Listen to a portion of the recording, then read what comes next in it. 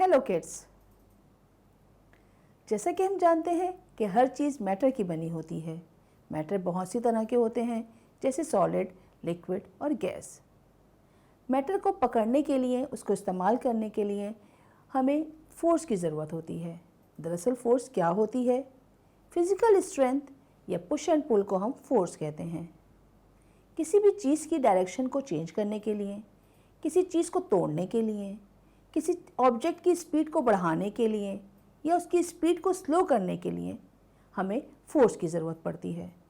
हमें अपने इर्द गिर्द हर जगह फोर्सेस नज़र आती हैं, जैसे भागने में, दौड़ने में, चलने में, खाने में, सोने में। We all apply force. How we represent force? हम फोर्स को कैसे रिप्रेजेंट करते हैं? इसके लिए हम देखते हैं एक मिसाल। जैसे दो फोर्सेस की बात करूं, 5 न्यूटन और 3 न्यूटन, तो कौन सी फोर्स ज़्यादा होगी? जी हाँ, 5 न्यूटन की फोर्स ज़्यादा होगी।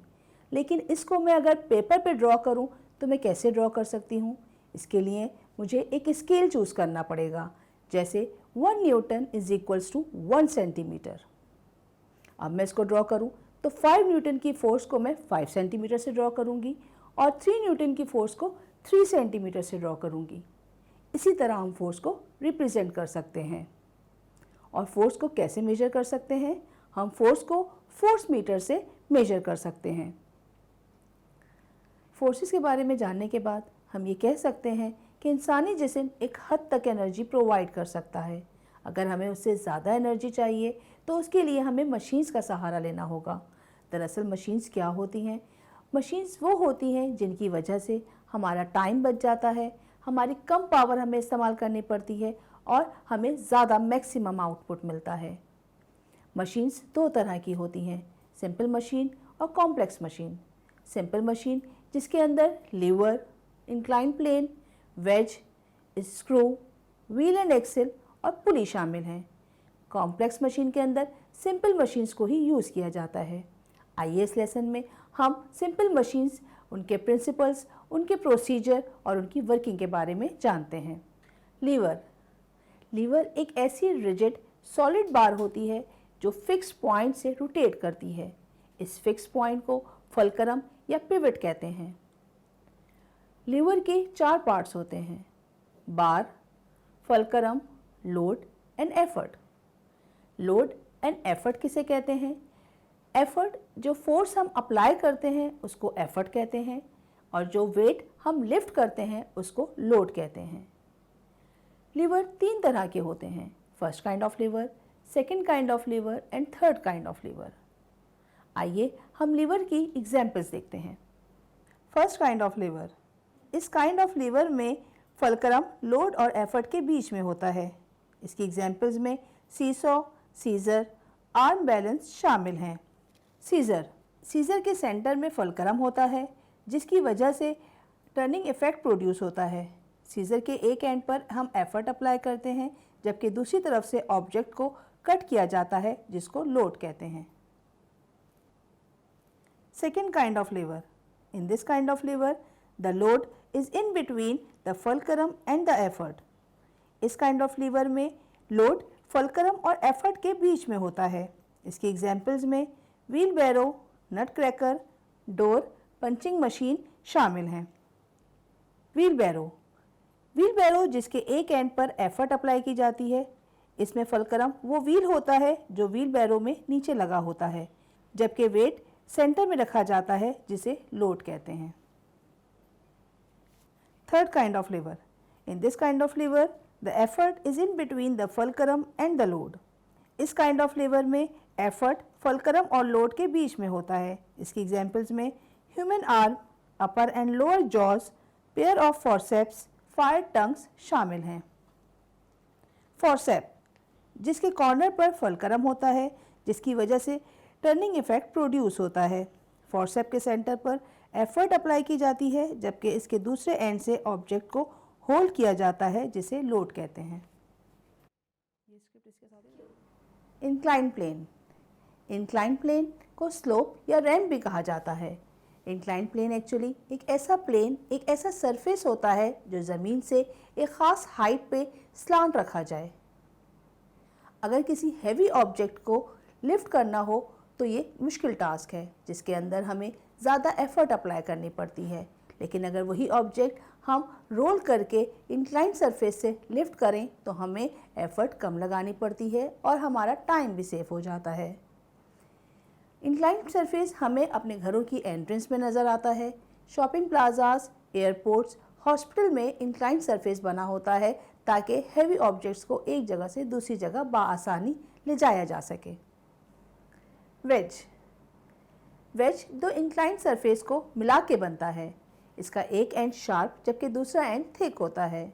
ये आमतौर पे मेटल, वुड या प्लास्टिक का बना होता है। शार्प एंड की मदद से लकड़ी की शेप को चेंज किया जाता है।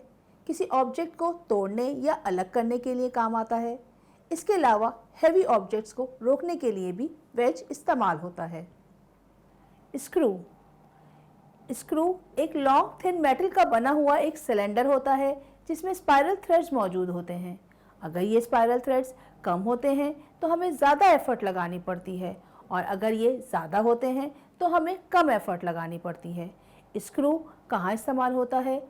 ये स्विच बोर्ड को फिक्स करने के लिए, मशीनी पार्ट्स को असेंबल करने के लिए, बॉटल कैप्स में, लाइट बल्ब्स में और वॉल हैंगिंग में इस्तेमाल होता है। व्हील एंड एक्सल एक सिंपल मशीन है जिसके अंदर एक व्हील लगा होता है और एक रॉड उसके सेंटर में लगी होती है जिसको एक्सल कहते हैं। ये दोनों एक साथ मूव करती हैं। व्हील एंड एक्सल व्हील बैरों में इस्तेमाल होता है, रोलिंग पिन, पिज़्ज़ा कटर और गाड़ियों में इस्तेमाल होता है। Pulley is a machine consisting of a wheel in which a rope और a chain is pulled in order to lift heavy objects. Pulley एक ऐसा व्हील होता है जिसके ऊपर एक रोप लगी होती है। पुली के एक एंड पे फोर्स अप्लाई की जाती है जबकि दूसरी एंड से वेट को लिफ्ट किया जाता है।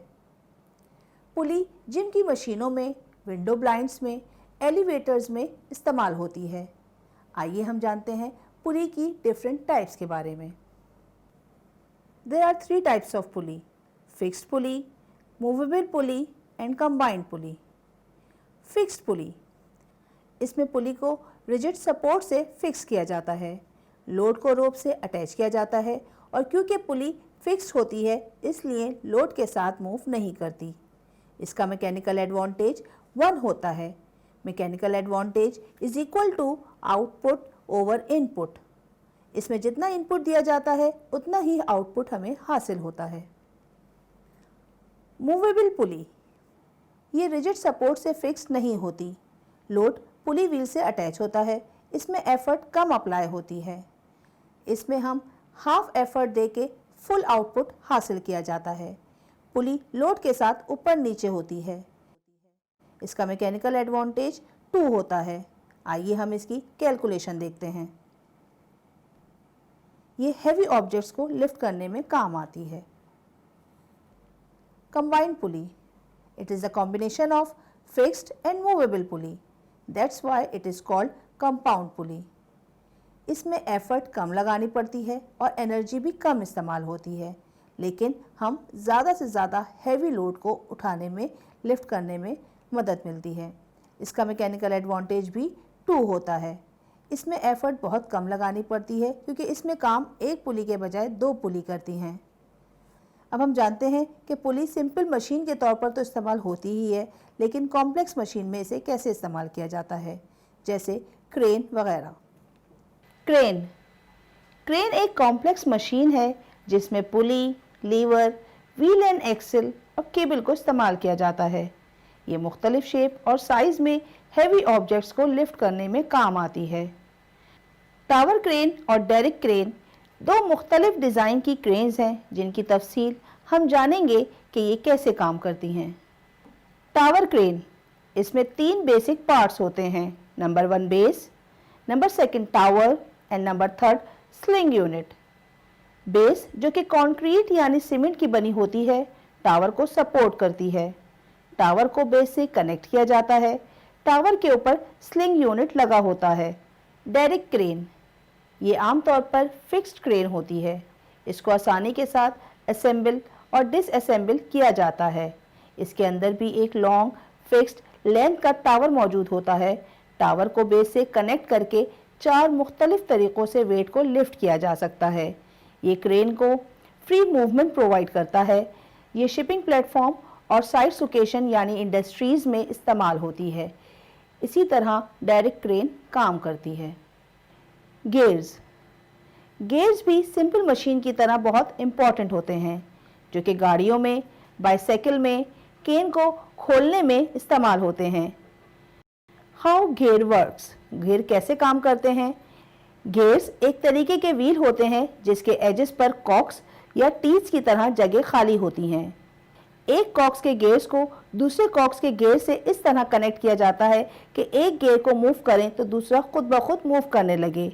इसमें एनर्जी की बचत होती है। जब दो गियर आपस में मूव करते हैं तो उनकी डायरेक्शन अपोजिट होती है, लेकिन अगर हम ये चाहते हैं कि ये दोनों गियर एक ही डायरेक्शन में मूव करें तो एक तीसरा गियर इस्तेमाल किया जाता है जो इनको सेम डायरेक्शन में मूव कराता है।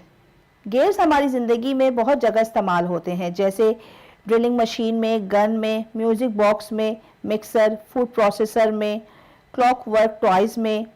ये गियर्स बहुत अहम होते हैं। कुछ गियर्स जैसे spur gears, bevel gears, worm gears और रैक एंड पिनियन गियर्स कहलाए जाते हैं। Now it's a time to conclude our lesson. In this lesson we learned about force. Force क्या होती है, फोर्स कैसे अप्लाई की जाती है, फोर्स कहाँ इस्तेमाल होती है, फोर्स को कैसे रिप्रेजेंट किया जाता है और फोर्स को कैसे मेजर किया जाता है। हमने जाना कि सिंपल मशीन क्या होती है, कॉम्प्लेक्स मशीन क्या होती हैं। सिंपल मशीन्स हमारी ज़िंदगी में कहाँ कहाँ काम आती हैं, डेली लाइफ में हम उन्हें कहाँ यूज़ करते हैं और ये कैसे वर्क करती हैं। इसके अलावा कॉम्प्लेक्स मशीन में हमने क्रेन की वर्किंग और गियर के बारे में जाना। I hope you will enjoy this lesson.